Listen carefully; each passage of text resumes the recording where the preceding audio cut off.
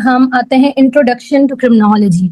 अब देखें, ये जो एग्जाम है ना आपका, वो होता है 100 मार्क्स का। आपका मार्क, एक मिनट आपको मैं बता देती हूँ कैसे।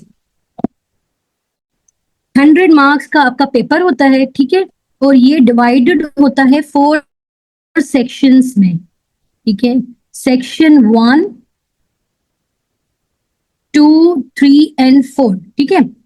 ईच सेक्शन जो है वो 25 मार्क्स का है, ठीक है। 25 marks, 25 marks and we have 25 marks.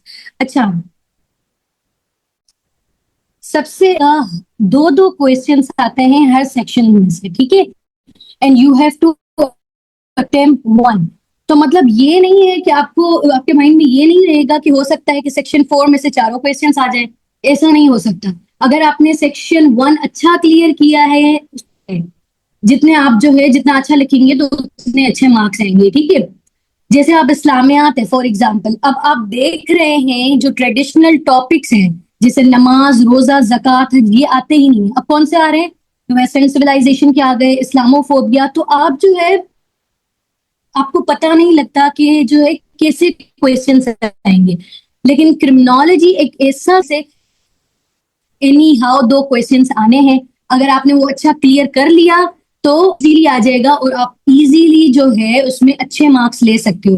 दूसरा, क्रिमिनोलॉजी आपको क्यों ऑप्ट करना चाहिए, वो इसलिए क्योंकि देखिए, क्रिमिनोलॉजी के क्वेश्चंस बहुत सिंपल होते हैं। क्वेश्चन आता है, what is criminology, nature, scope of criminology, define the importance of criminology, like these, ठीक है। इतने इजी सिंपल क्वेश्चंस आते हैं, इसमें कोई एनालिटिकल बेसिस ये नहीं होता है। अगर आपके कॉन्सेप्ट्स क्लियर हैं, आपको जो है क्रिमिनोलॉजिस्ट के बारे में पता है, उनके रेफरेंसेस आप एड कर लिख रहे हो, थेरीज को आप अप्लाई कर रहे हो हर क्वेश्चन में, तो फिर you will be getting good marks, ठीक है। ये तो कंफर्म है। तो इसीलिए आई वुड रिकमेंड कि क्रिमिनोलॉजी आपको ऑप्ट करना चाहिए। सेकेंड बात, अब देखिए, इनमें से आपको 20 मार्क्स तो आपका हो जाएगा सब्जेक्टिव, ठीक है। एक ही क्वेश्चन, आपने टोटल 4 क्वेश्चन अटेम्प्ट किया आउट ऑफ 8। और जो 5 मार्क्स होते हैं वो होते हैं सब्जेक्टिव के। 20 जो एमसीक्यूज होते हैं, सॉरी ऑब्जेक्टिव के 20 एमसीक्यूज, 5 एमसीक्यूज आते हैं सेक्शन 1 एंड सेक्शन 4 से, ठीक है। So that's your criminology subject. उसके बाद जो है, what you have to do to gain more and maximum marks, like 70+ आपके से आपने एग्जाम्पल्स देनी है, ठीक है। You have to apply. हमेशा याद रखें, जब आप थ्योरी पढ़ते हैं तो उसको अप्लाई करना सीखें। अगर अप्लाई नहीं करेंगे तो एग्जामिनर को ये पता ही नहीं लगना है कि आपके कॉन्सेप्ट्स क्लियर हैं भी या नहीं। मैंने पढ़ लिया थ्योरी में कम्युनिटी पुलिसिंग, अब मैं एग्जाम्पल दे ही नहीं रही हूँ, तो उसको क्या पता कि इसने तो सिर्फ रट्टा मारा है, ठीक है। आप अपने पेपर को डिफ्रेंशिएट कैसे करेंगे? देखिए, वो पास तो वो भी हो जाएगा जिसने खाली जो है क्रेम करके लिखा है। आपने कैसे डिफ्रेंशिएट करना है, वो ऐसे by giving examples, daily life examples दें, अपनी जो सराउंडिंग में चीजों को ऑब्जर्व किया करें।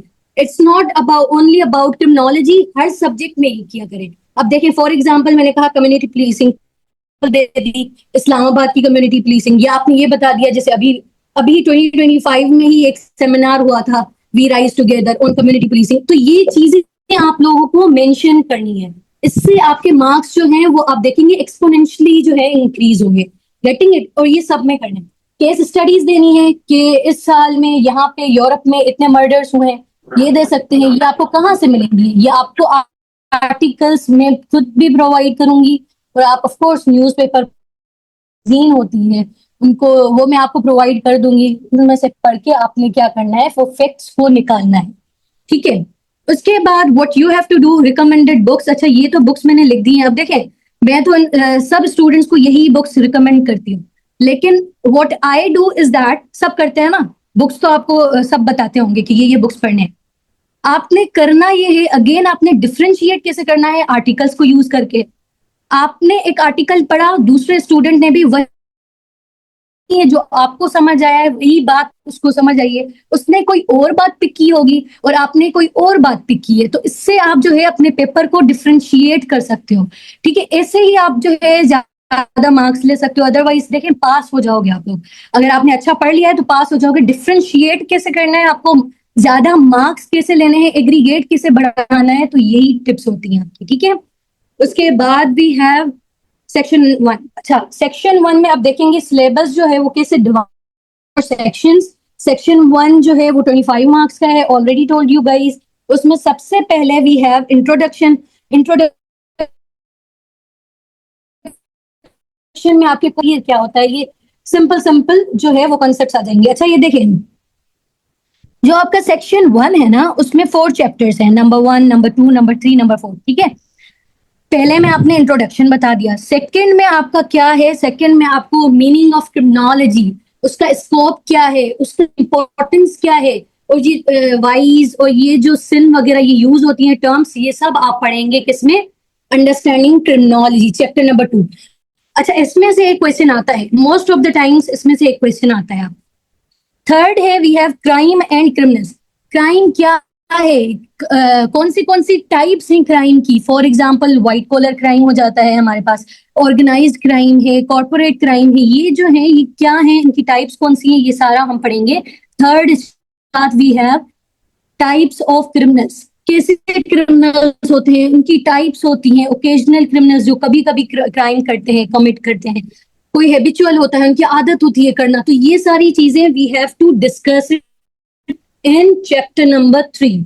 सही है, we have to cover all, जो इम्पोर्टेंट है उसको थोड़ा हमें सब कुछ करना है, डायग्राम्स वगैरह, प्रेजेंटेशन, सब कुछ जो है उसमें फोकस करना है, लेकिन छोड़ना कुछ भी नहीं है, करना पूरा सिलेबस कि आपको नहीं पता कि किस ईयर क्या आ जाए, गेटिंग इट। तो हर सब्जेक्ट का मेन फोकस ये होना चाहिए आप लोगों का कि आपने पहले सिलेबस निकाला, उसको पूरा कवर किया, फिर पास पेपर की डायमेंशन से भी कवर किया, उसके बाद आप जो है प्रिपेयर्ड हैं फॉर एग्जाम, ठीक है। अब फोर्थ चैप्टर क्या है, crime and criminality theoretical perspectives. अच्छा, आप यहाँ पे आ जाते हैं school of thought. For example pre classical हो गया, पहले जमाने में क्रिमिनोलॉजी जो है वो क्या थी, ये सारा आपको बता, और इनके पीछे रीजंस क्या थे, ये सारा हम पढ़ेंगे किसमें, प्री क्लासिकल। फिर क्लासिकल, फिर नियो क्लासिकल, फिर हमारा आ जाएगा अभी जो पॉजिटिविस्ट है। अच्छा, पॉजिटिविस्ट जो स्कूल ऑफ थॉट है, इसमें हम थेरीज पढ़ेंगे। These are very important. मैं आपको बता रही हूँ कि अगर आपने क्रिमिनोलॉजी में ये टॉपिक स्किप किया ना, मतलब आपने क्रिमिनोलॉजी स्किप कर दी, सीधी सीधी बात है। क्यों? क्योंकि आपने यही थियरीज हर क्वेश्चन में अप्लाई करनी होती है, तभी आपने जो है अच्छे मार्क्स लेने। और मैं आपको बताऊंगी कैसे अप्लाई होंगी। अब फिर हमारे पास बायोलॉजिकल थियरीज का मतलब यह है कि आपकी जो फिजिकल अपीयरेंस है, आपकी जो बायोलॉजी है, वो डिस्क्राइब करती है क्रिमिनल को, क्योंकि हम इसमें बहुत सारे क्रिमिनोलॉजिस्ट जो भी हैं उनकी डेफिनेशंस, उनके जो है रीजंस, वो सब पढ़ेंगे इसमें, ठीक है, उनकी थेरीज पढ़ेंगे। साइकोलॉजिकल थेरी ये है कि आपकी साइकी बताती है क्रिमिनल को, simple. Sociological theory, social behaviour influence करता है क्रिमिनल पर, ठीक है। उसमें we have social disorganisation theory, social control theory, learning theory, labelling theory, ये सारी थेरीज हम पढ़ेंगे सोशियोलॉजिकल थेरीज में, simple is that. And then we have Islamic perspective on deviance and crime. Deviance and crime are two different terms. We will discuss this as well. ठीक है? Then we have section number 2. Section number 2 में सबसे important topic is juvenile delinquency. इस पर question most of the times आता है। अच्छा, section 1 में आपका एक question आता है, इस वाले चैप्टर में not saying कि आएगा, ठीक है। Again I am saying most of the times इसमें से आता है question, और ये चैप्टर नंबर 3 में से भी आता है, और एक क्वेश्चन तो आपका पक्का इनमें से आता है, थेरीज में से, ठीक है। सेक्शन नंबर 2 में जुवेनाइल डेलिंक्वेंसी, अगेन इसमें से एक क्वेश्चन आता है। आप पीछे देखोगे ना, पूरे ट्रेंड देखोगे, तो उसमें मोस्ट ऑफ द टाइम्स आपका जुवेनाइल डेलिंक्वेंसी आता है, ठीक है। इसमें जुवेनाइल डेलिंक्वेंसी होती क्या है, जो अनलॉफुल एक्टिविटी होती है कमिटेड बाय अ चाइल्ड, उसको हम क्या कहते हैं, जुवेनाइल डेलिंक्वेंसी का मतलब ये होता है चाइल्ड, सिंपल। इसकी हम पढ़ेंगे पूरा कि कितनी एज होनी चाहिए, सब हम पढ़ेंगे। सेक्शन नंबर 2 में फर्स्ट चैप्टर ये हो जाएगा। उसके बाद जस्टिस सिस्टम, उनको कैसे जस्टिस दिया जाता है, उनकी करेक्शनल इंस्टीट्यूशंस के बारे में हम पढ़ेंगे। उसके बाद we will discuss about the reformation. ये सारी चीजें हमारी इस 2 चैप्टर्स में आ जाएंगी। उसके बाद we have the criminal justice system, criminal justice system पढ़ेंगे, उसमें पुलिस का रोल पढ़ेंगे, और ये सारी चीजें हमने उसमें ही पढ़नी है, ठीक है। एक मिनट, 1 2 3 एंड 4 चैप्टर्स, लेकिन सेक्शन 1 इज बहुत ज्यादा लेंदी, उसके बाद सेक्शन 2 थोड़ा सा छोटा है, सेक्शन 3 आपका जो कंपैरेटिवली उसमें सब टॉपिक्स कम है, ठीक है। तो हमें सबसे ज्यादा टाइम देना है सेक्शन 1 को, क्योंकि बहुत इंपॉर्टेंट भी है। अगेन थेरीज आ जाती हैं, थेरीज आपकी जो है हर सेक्शन में अप्लाई होंगी, ठीक है। अब वी हैव सेक्शन नंबर 3, आपने क्राइम पढ़ लिया, आपने क्रिमिनल्स पढ़ लिए, अब आपको क्या करना है, इन्वेस्टिगेट, ठीक है। ये शोज भी बताऊंगी, वो भी आप देखिएगा, उससे भी आपको जो है ना बहुत सारी नॉलेज मिलेगी। अब देखिए सेक्शन 3 में आपके पास क्रिमिनल इन्वेस्टिगेशन पढ़ेंगे आप लोग, कि कैसे इन्वेस्टिगेट किया जाता है, टेक्निक्स ऑफ इन्वेस्टिगेशन पढ़ेंगे, सारी techniques, legal and ethical guidelines for investigators, और ये फिर आप सारी ऑर्गेनाइजेशन के बारे में भी पढ़ेंगे इन सेक्शन नंबर 3, ठीक है। फिर we have section number 4, section number 4 में सारे मॉडर्न कॉन्सेप्ट जो कंटेम्पररी, वो वी हैव टू डिस्कस। इसमें क्या क्या आ जाता है, terrorism, radicalism and war on terror, ठीक है, ये सारे इसमें आ जाएंगे। Media's representation of crime and the criminal justice system, modern law enforcement and crime prevention, ये सारी चीजें इसमें आ जाएंगी। यहाँ पे देखें, intelligence led policing, community policing, private public partnership, these are very important, ठीक है। और बहुत अच्छे टॉपिक्स हैं, इनको आप पढ़ोगे तो आपको पता चलेगा कि कितने अच्छे अच्छे कॉन्सेप्ट हमें प्रोवाइड किए गए हैं, ठीक है। अब हम अपना जो है लेक्चर स्टार्ट करना है, इंट्रोडक्शन टू क्रिमिनोलॉजी। अच्छा, आप लोगों को समझ आ रहा है? डिड यू गेट दिस, जो मैंने आपको ये पूरा डिवाइड किया हमने सिलेबस को? यस और no, so that I can proceed. Yes, all right, Mahapara.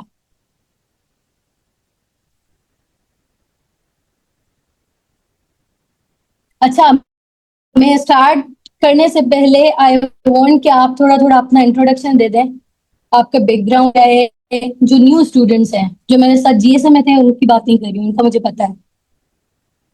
जो न्यू है वो अपना थोड़ा थोड़ा सा बैकग्राउंड बता दें फील्ड के बारे में।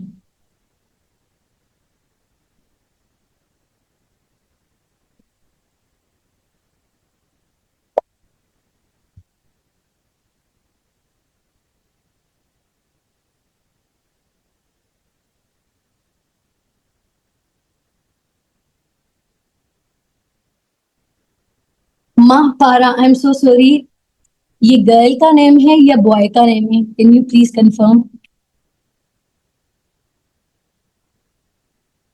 Girl, okay, very good Mahapara. मैं प्रोनाउंस सही कर रही हूँ ना आपका name? Ma'am Sheera Satyan, okay, studied BA master, okay, from Namal Islamabad, very nice. BS chemistry, Sarish, very nice.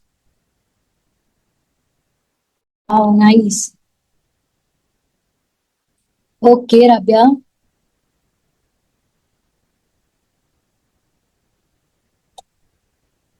Okay, BS in criminology. Very nice.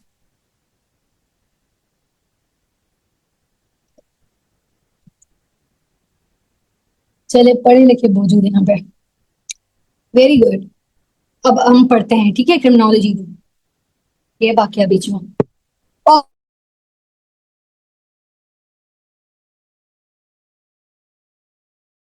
जहां पे भी डेफिनेशन की बात आती है, जहां पे भी ऐसा क्वेश्चन आए जो कि व्हाट से स्टार्ट हो रहा है, what you have to do, you have to cram any two definition, ठीक है। कोई रिनाउंड पर्सन हो, अब क्रिमिनोलॉजी है तो रिनाउंड क्रिमिनोलॉजिस्ट हो, उनकी two definition anyhow you have to cram, ठीक है। मैं आपको सीधा सीधा बता रही हूँ, जहां पे क्रेमिंग करनी होगी आई वुड से, ठीक है, मैं आपको बता दूंगी वहां पे, because you have to do it. Again I am saying, आप अपना पर्सपेक्टिव दें, लेकिन आप अपनी बात को कैसे उसमें वेट लाएंगे, नहीं देंगे। मैं कुछ भी फैक्ट्स लिख लूं, उसमें मैंने रेफरेंस ही नहीं दिया वर्ल्ड बैंक का या किसी और चीज का, तो फिर उसमें वेट कैसे आएगा?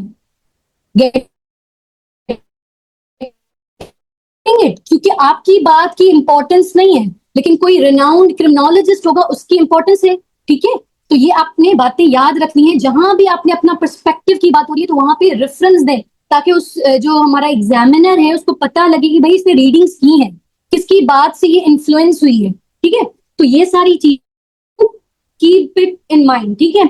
अब आता है what is criminology. Criminology is the study of crime, criminals and it's prevention. देखें, हमने चारों सेक्शन में जो हमने इसको डिवाइड किया है, उसमें हमने क्या ही पढ़ा है, क्राइम पढ़ा, क्रिमिनल्स के बारे में पढ़ा, उसके बाद उसके जस्टिस सिस्टम प्रिवेंट कैसे कर सकते हैं, ये सारी चीजें हमने किसमें पढ़ी है, क्रिमिनोलॉजी में। ये हमने अपनी डेफिनेशन लिख ली, एक आपने अपनी डेफिनेशन दे देनी है एनी हाउ, ऐसे नहीं सिर्फ दो जो है आपने व्हाट इज क्रिमिनोलॉजी के नीचे दोनों वो डेफिनेशन दे दी, नो, जो आपने क्रिमिनोलॉजी को न्यूट्रल वे में वो आपने लिख लिया, एक कोई भी डेफिनेशन अपने हिसाब से लिख दें। ये जो है मैंने अपनी लिख ली, ठीक है, खुद बना के, गेटिंग इट। अब आते हैं, criminology is the body of knowledge regarding crime as a social phenomena. देखें वो क्या कह रहा है, वो कह रहा है क्रिमिनोलॉजी जो है वो सिंपली ये भी कह रहा है स्टडी ऑफ क्राइम है एज अ सोशल फिनोमेना।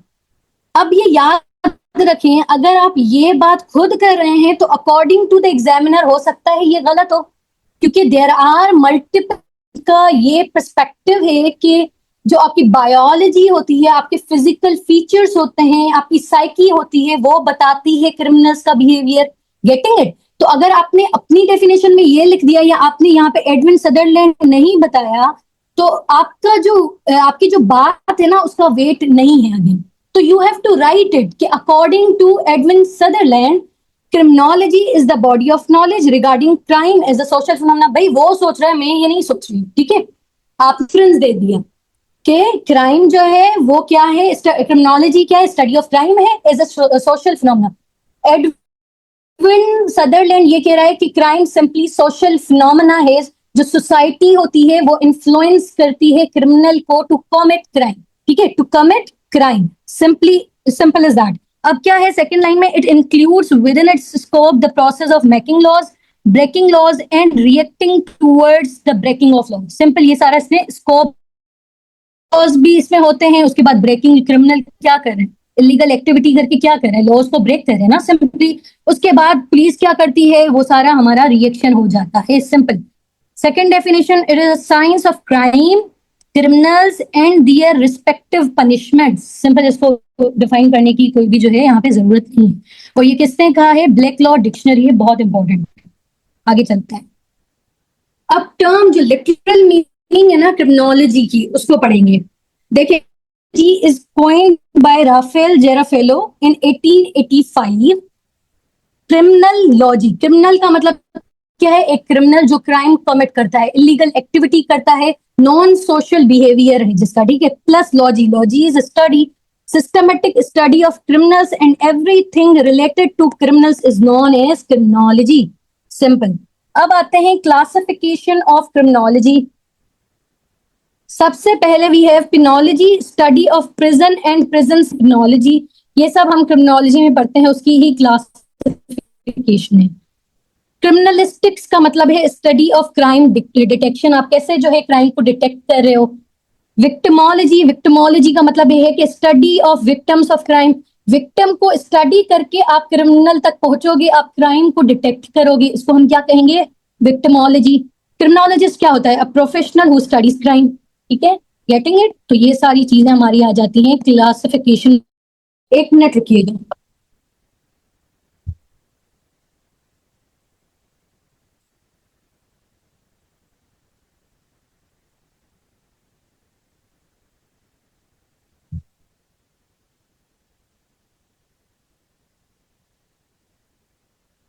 अब आते हैं नेचर ऑफ क्रिमिनोलॉजी।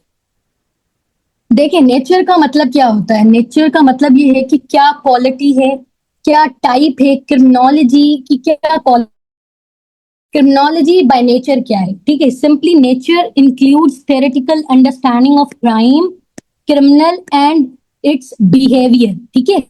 क्रिमिनल का बिहेवियर, क्राइम की जो अंडरस्टैंडिंग है, थ्योरेटिकल अंडरस्टैंडिंग, वो नेचर ऑफ क्रिमिनोलॉजी में आता है। अब देखिए, जो क्रिमिनोलॉजी है ना बाय नेचर सोशल साइंस है, क्यों है, क्योंकि अगेन आई सेड, जैसे एडविन सदरलैंड ने बोला कि जो क्राइम है सोसाइटी इन्फ्लुएंस करती है क्रिमिनल को, तो ये क्या है, बाय नेचर सोशल साइंस है, सिंपल। मल्टी डिसिप्लिनरी, आप मल्टी डिसिप्लिनरी कहते हैं, it is multi disciplinary in nature. अब वो कैसे है, देखिए, मल्टी डिसिप्लिनरी जहां पे भी आएगा ना वर्ड, तो आपने कंफ्यूज नहीं होना है। इसका मतलब ये है कि आप जो है मल्टीपल फील्ड्स की नॉलेज लेके एक चीज को डिफाइन कर रहे हैं, सिंपल। यहाँ पे मैंने ये तीनों चीजों को इसलिए डिफाइन किया क्योंकि मुझे पता है यहाँ पे बहुत सारे बच्चे कंफ्यूज हो जाते हैं। इवन मैं जब पढ़ रही थी तब मैं भी कंफ्यूज हो गई।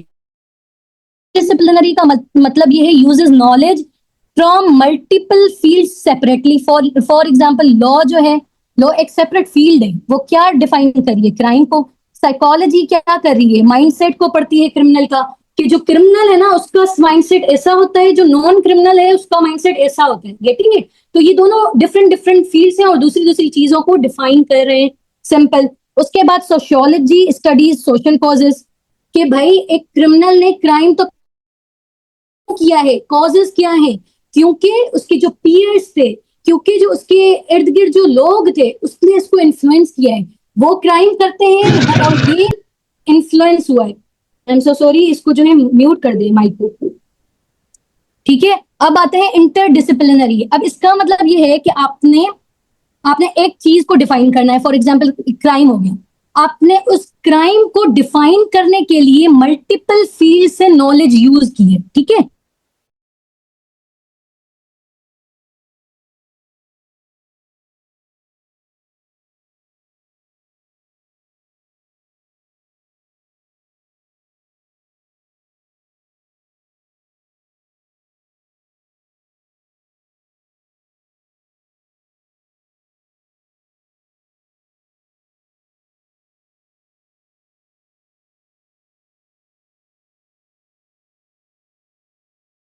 तो यहां पे क्या लिखना है, स्टडिंग जुवेनाइल डेलिंक्वेंसी। ठीक है, अब उसको पढ़ने के लिए we are using sociological knowledge, psychological theories.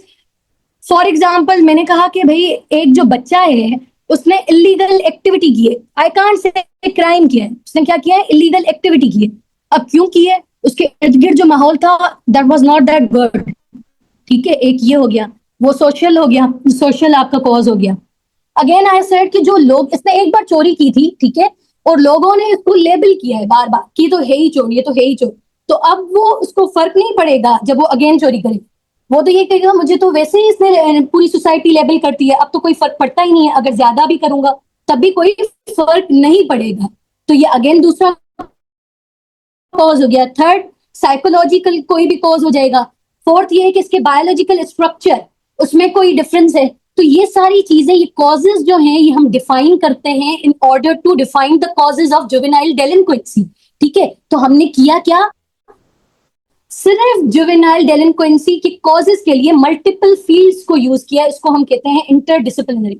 ये मैंने इतना डिटेल से पढ़ाया, इतना पढ़ाना नहीं होता है, लेकिन ये आप लोग को अभी से ही पता होना चाहिए। ये सारी चीजें आपके बेसिक्स अच्छी होंगी तो आप पढ़ सकते हैं आगे, अदरवाइज जो है यहाँ पे आप अटक जाते हो, बहुत बहुत बार अटक जाते हो। ठीक है, again third is transdisciplinary. अच्छा, क्रिमिनोलॉजी मैंने बहुत सारे स्टूडेंट्स का देखा है पेपर जिसमें लिखा होता है कि criminology by nature is multi disciplinary. वहां पे इंटरडिसिप्लिनरी का भी नहीं लिखा होता और ट्रांस डिसिप्लिनरी का भी नहीं लिखा होता। क्यों? उनको पता ही नहीं है डिफरेंस क्या है। तो अभी इसीलिए मैंने आपको क्लियर किया है कि यू हैव टू राइट 3, ये तीनों लिखने हैं आपने। ठीक है, all of them. Transdisciplinary का मतलब ये है कि आपने नॉलेज ली, उसको ब्लेंड भी किया, एक न्यू वे निकाल दिया, एक न्यू फ्रेमवर्क बना दिया। For example in order to prevent crime, तो इसको हम क्या कहेंगे, ट्रांस डिसिप्लिनरी। सिंपल। अच्छा, by nature it is also systematic, it is statistical systems पढ़ते हैं, जस्टिस सिस्टम्स वगैरह। स्टेटिस्टिक्स क्यों पढ़ते हैं, डेटा, यहाँ पे इतने मर्डर्स हुए थे, यहाँ पे ये हुआ था, यहाँ पे ड्रग ट्रैफिकिंग, ये सारी चीजें हम पढ़ेंगे। स्ट्रक्चरल होता है एंड फंक्शनल होता है। अब वो कैसे होता है, डेविएंस की एग्जाम्पल आपने लिखे। ओके, नाउ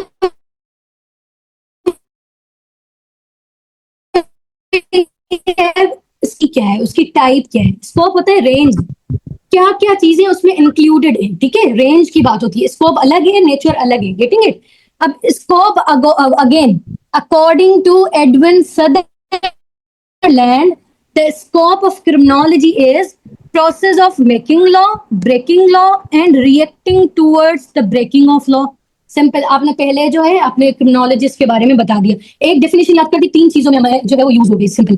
उसके बाद क्रिमिनल सोशियोलॉजी। देखिए, क्रिमिनल को आप स्टडी करोगे तो क्रिमिनल सोशियोलॉजी पढ़नी पड़ेगी कि भाई कौन से फैक्टर्स हैं। सोशियोलॉजी क्या है, सोसाइटी का आपको बताएगा कि कौन से फैक्टर्स हैं जिसकी वजह से जो क्रिमिनल है वो इन्फ्लुएंस हो रहे हैं, उस पर इम्पैक्ट कैसे आ रहा है, नेगेटिव इम्पैक्ट कैसे आ रहा है, और क्राइम जो है वो कैसे बढ़ रहे हैं। ठीक है, तो ये सारा हमारा इसमें आ जाता है। फिर साइकोलॉजी, वही सेम बात।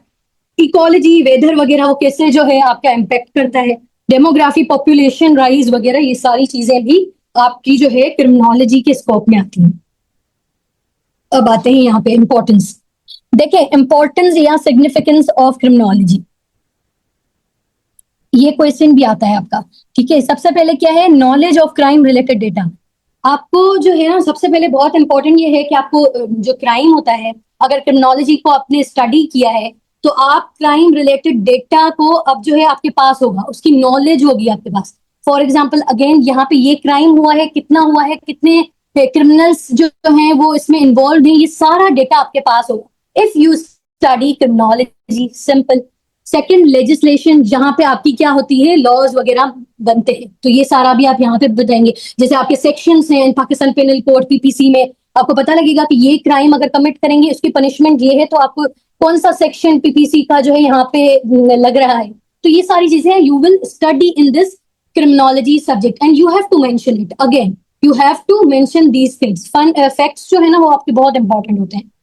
थर्ड है information regarding all kinds of crime. I have already discussed कि जो है ना आप white collar crime, organized crime, ये सारे के बारे में भी पढ़ते हैं।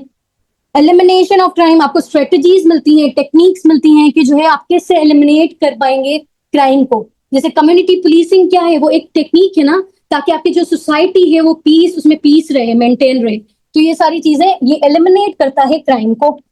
And then we have helpful in understanding the psychology of criminals, के ईगो वगैरह ये सारा हम पढ़ेंगे, साइकोलॉजिकल थ्योरी है, हम पूरा पढ़ेंगे इसको। ठीक है, उसके बाद we have reforms of criminals and evil forces. Again reforms, justice system, correctional institutions के बारे में, ये सारा हम क्रिमिनोलॉजी में पढ़ते हैं, इसीलिए यही इसकी इंपॉर्टेंस है। अगर क्वेश्चन आएगा तो ये साथ में आता है, नेचर या स्कोप के बारे में आ जाता है और इंपॉर्टेंस के बारे में आ जाता है। तो आपने क्या करना है, ये जो मैंने इतना बोला है ना, ये सब आपने पहले वन हेडिंग देके, फॉर एग्जाम्पल 1 या ए दे दिया आपने, फिर इसके नीचे आपने 3 to 4 लाइन आपने वो दे दी, कोई एग्जाम्पल भी दे दिया करें। एग्जाम्पल देना इज वेरी इंपॉर्टेंट। मैं तो कहती हूँ कि एग्जाम्पल दें ताकि पता तो लगे कि आपने जो है लिंक करना आता है आपको। अब आते हैं यहाँ पे डेविएंस। अच्छा देखिए डेविएंस क्या होती है। सिंपली जब डेविएंस की बात आती है ना, deviance is any behaviour that violates social norms. देखिए जरूरी नहीं है इट इज इलीगल।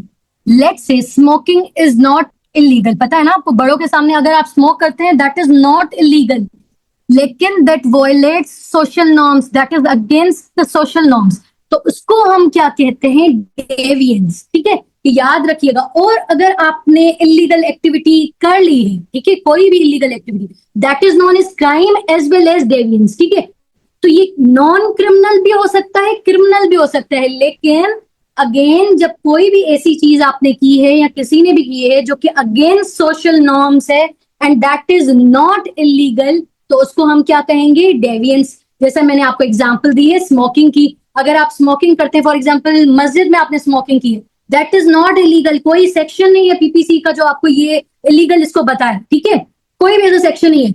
तो होता ये है कि आपकी, लेकिन अगेन ये क्या है, it is against the social norms, तो it is known as deviance. Simple. ठीक है, अब हम आते हैं टाइप्स पर। ये आपने एक बार इसको अगेन जो है वो पढ़ लेना है। Deviance is a behaviour that is contrary to the standards of conduct और social expectation of a given group और सोसाइटी। लुइस वेस्टन की ये एक जो है वो डेफिनेशन है, you have to write it अगर ये डेविएंस का क्वेश्चन आता है। ठीक है, आपको वैसे तो 2 लिखनी होती है, लेकिन वो जो क्रिमिनोलॉजी थी ना वो बहुत ज्यादा इंपॉर्टेंट थी, इसलिए मैंने दोनों लिख दी थी। अब आपने थोड़ा सा सर्च वगैरह करके इसमें एक और ऐड कर देनी है, अदरवाइज ये भी इनफ है इसके लिए। ठीक है, अब हम चलते हैं, 1 मिनट रुकें, टाइप्स। अब देखिए टाइप्स क्या है, हमारे पास प्राइमरी है और सेकेंडरी। प्राइमरी डेविएंस का मतलब ऐसी डेविएंस जब आपने ऐसी कोई इलीगल नहीं, अगेन ऐसी कोई भी चीज कर ली है जो कि एंटी सोशल है, उसके बाद जो रिएक्शन आपको मिलेगा ना सोसाइटी से वो लेस इंटेंस होगा। ठीक है, लेकिन आपने सेकेंडरी कर ली है, सेकेंडरी डेविएंस परफॉर्म कर ली है, तो उसका जो रिएक्शन होगा सोसाइटी का वो बहुत ज्यादा नेगेटिव होगा और वो लेबल किए जाएंगे कि ये डेविएंस है। अगेन चोरी का अब जो है वो क्राइम भी है, डेविएंट भी है, ये याद रखिएगा, वो डेविएंस भी कहलाता है। जो इलीगल एक्टिविटी करेगा वो क्राइम तो है, ठीक है, वो क्रिमिनल तो है, लेकिन वो डेविएंट भी कहलाता है, ठीक है। लेकिन जो इलीगल नहीं है, एंटी सोशल है, उसको हम क्या कहते हैं? डेविएंट। सिंपल। नेक्स्ट स्लाइड पर चलते हैं।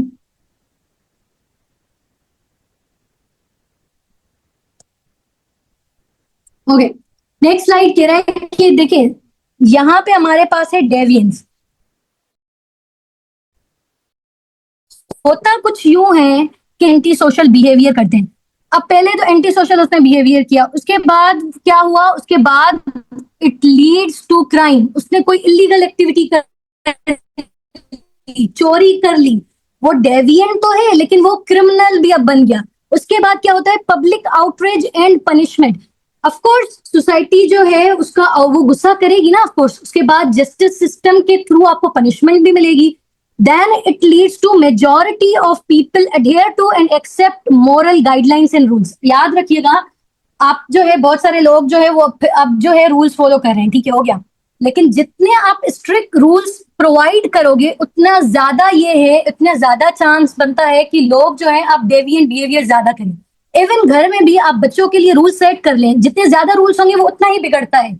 इसी वजह से जब ये रूल्स बहुत ज्यादा स्ट्रिक्ट हो जाते हैं, it again creates deviance. So this is actually the structural and functional understanding of deviance. Simple, ठीक है। तो आई होप आपको ये क्लियर होगा। Deviant commits crime, it leads to public outrage and punishment, वो according to the justice system जो भी है आपका वो आपको मिलेगा। उसके बाद it leads to majority of people adhere to and accept moral guidelines and rules. Again जब रूल्स आपके स्ट्रिक्ट हो जाएंगे, you will again commit something जो कि एंटी सोशल है, उसको हम क्या कहेंगे? Deviant. Simple is that. Did you get this? अब आपको ये समझ आया? प्लीज आप अपना जो माइक है उसको ऑफ कर दें प्लीज।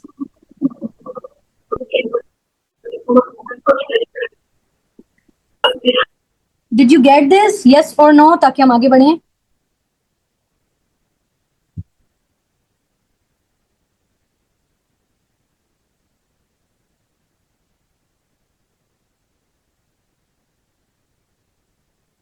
ठीक है, वेरी गुड। अब आगे चलते हैं, ठीक है, ओके। अब आते हैं कॉजेज ऑफ डेविएंस। देखें, हर चीज जो भी आप करोगे, जो भी पढ़ोगे ना, इसमें आपको कॉजेज, इम्पैक्ट, ये सारी चीजें आपने क्लियर करनी है, ठीक है। अब देखो कॉजेज ऑफ डेविएंस क्या है। एक तो है इंडिविजुअल, भाई उस बंदे के अपने ऊपर है कि उसने जो है डेविएंस किया है, वो कैसे, उसमें कौन सी थेरीज आ जाती है। अगेन आई एम सेइंग यहाँ पे थेरीज अप्लाई करनी है, इवन दो यहाँ पे थेरी का कुछ भी क्वेश्चन में नहीं पूछा गया, but you have to apply it, ताकि बताओ जो है ना एग्जामिनर को कि आपने थेरीज अप्लाई की है। इसका मतलब ये है कि मेरा कॉन्सेप्ट क्लियर है, ठीक है, गेटिंग इट। तो ये सारी चीजें आपने जो है थेरीज, अगर आप जितना अच्छा पढ़ेंगे ना थेरीज को, उतना अच्छा जो है आप इसको अप्लाई कर पाएंगे हर क्वेश्चन। तो ये मैं आपको अभी बताती हूँ कैसे हम अप्लाई करते हैं। अब देखिए, आपने इंडिविजुअल में रिलीजियस थियरी लगा दी, ठीक है। रिलीजियस थियरी फॉर एग्जांपल, कोई अंदर आपके आप जो है ना खुद क्राइम नहीं करते, कोई एविल, कोई ऐसी जो है ना फोर्स होती है जो आपसे करवाती है। Psychological theory of Sigmund Freud, वो कहता है कि आपकी साइकी जो है उस पर डिपेंड करता है, आपकी psyche is different from non criminals, ठीक है। थर्ड, इसको हम डिटेल में पूरा पढ़ेंगे, ठीक है। अभी जो है we don't have enough time कि हम एक एक को डिटेल में पढ़ें।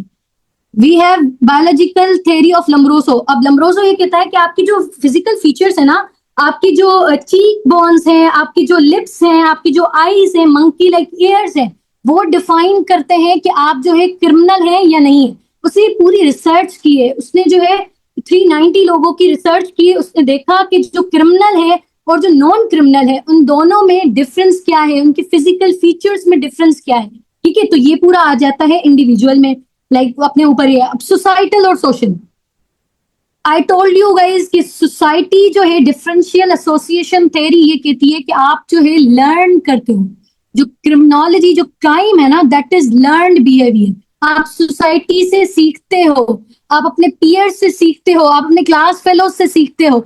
आप सोसाइटी जो है ना आप पर बहुत ज्यादा इम्पैक्ट डालती है। ये आपने जो है पूरा आपकी थ्योरी है, ये भी हम पूरा डिटेल में पढ़ेंगे अलॉन्ग विद द फिगर, सारे डायग्राम्स के साथ, ठीक है। लेबलिंग थ्योरी क्या है? आपको लेबल किया जाता है, जब आपको लेबल किया जाता है तो क्या होता है? क्राइम रेशियो और बढ़ता है, ठीक है।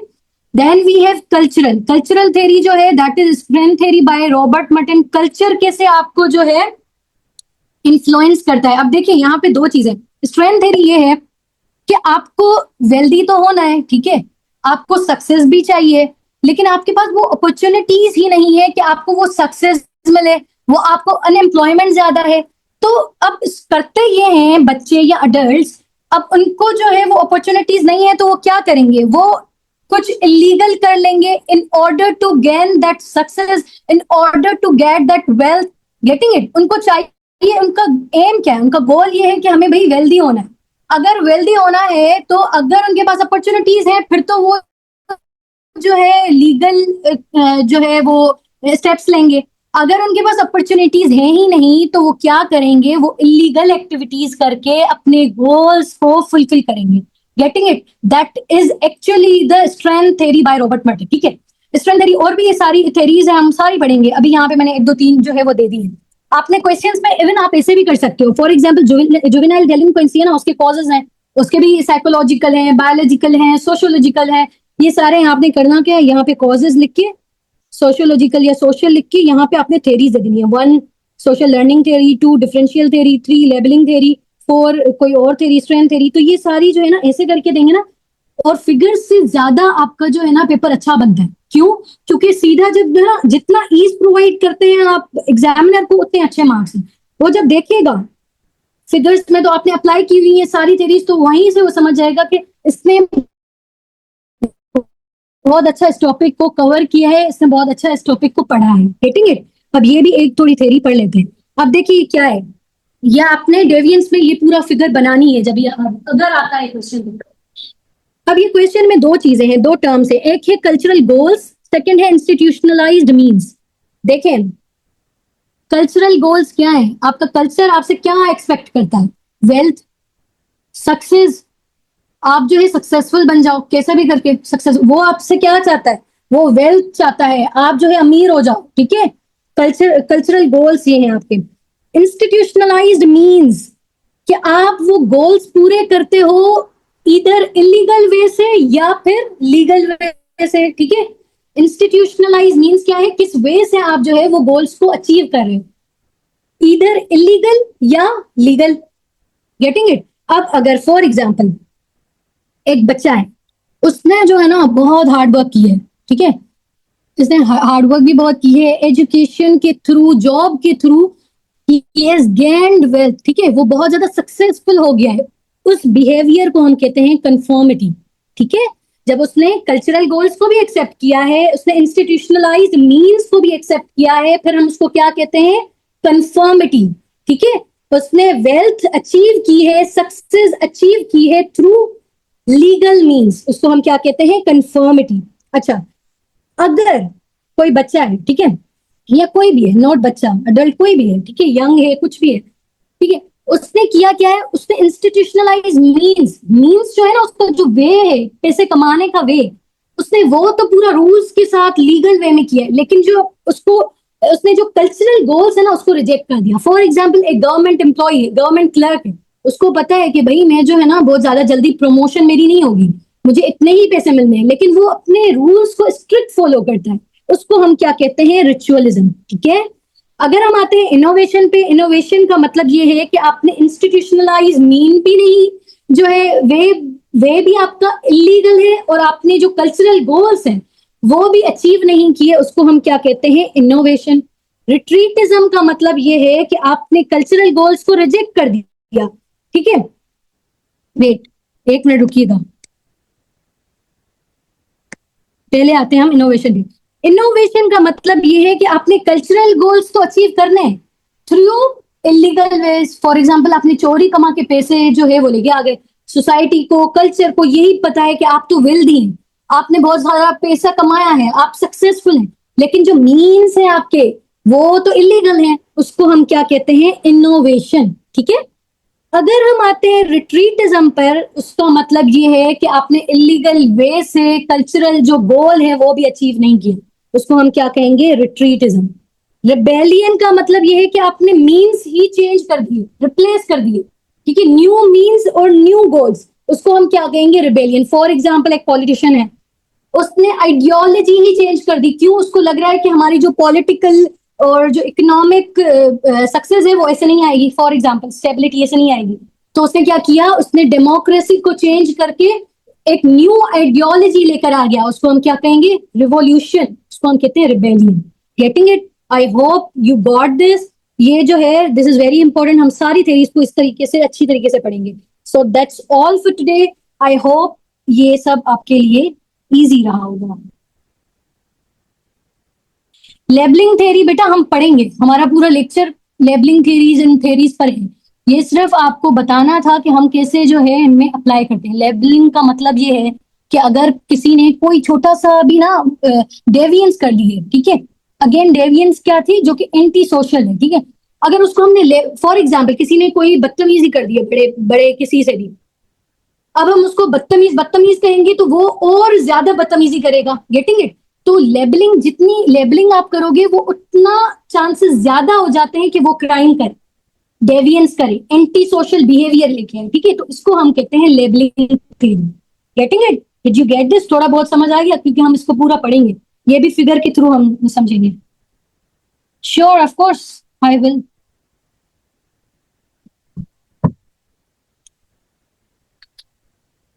यस, वीकली असाइनमेंट्स होती है हमारी।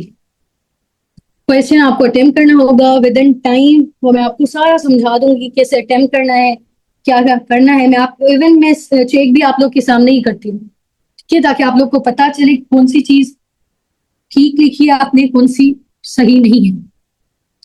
सारे पेपर्स का पता लग जाना है, क्यों? ठीक है मैम, हम डेली लेक्चर्स को कैसे तैयार करें? ओके, देखें आपने करना क्या है। ये एक्चुअली मेरे पर्सनल नोट्स हैं, ठीक है। ये इसमें आपको सब कुछ मिलेगा, पूरा आपका अप्लाई भी किया हुआ है सब कुछ। लेकिन आई वुड से कि आप लोग जो जितने भी हो, ये भी आप लोग का भी आपके जो नोट्स होंगे ना वो डिफरेंट होने चाहिए। वो कैसे? आपने ये पूरा जो है ना, ये तो अपने नोट्स में आप लिखना है। कोई और चीज, कोई और आर्टिकल मैंने सेंड कर दिया या आपने कहीं देख लिया, उसको क्या करना है आपने? रीड करके वो भी थोड़ा सा आपने डाल दिया। फॉर एग्जाम्पल कोई फिगर आ जाती है, कोई डिफरेंट फिगर आप देखते हो, या देखें यही है ना, ये वाली फिगर है डेविएंस की, तो आपने इसको कहीं और पे कुछ थोड़ा सा डिफरेंट देख लिया, तो इससे क्या होगा? डिफरेंशिएट हो जाएगा आपका पेपर, सेम सेम नहीं लगेगा। Getting it? सेम, बस यूनिकनेस लाए। और कहीं पे आपने देख लिया कि यहाँ पे मैंने देखी ये थेरीज अप्लाई की है ना, जरूरी नहीं है, ये और भी थेरीज हो सकती हैं, ठीक है। सोशल लर्निंग थेरी लग सकती है सोसाइटल और सोशल में।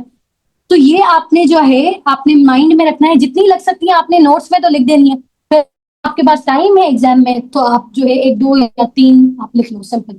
अब हर में इंडिविजुअल में एक या दो आपने लगानी है, सोशल में भी एक दो, कल्चरल में भी एक एक, सही है बस, ठीक है, ठीक है।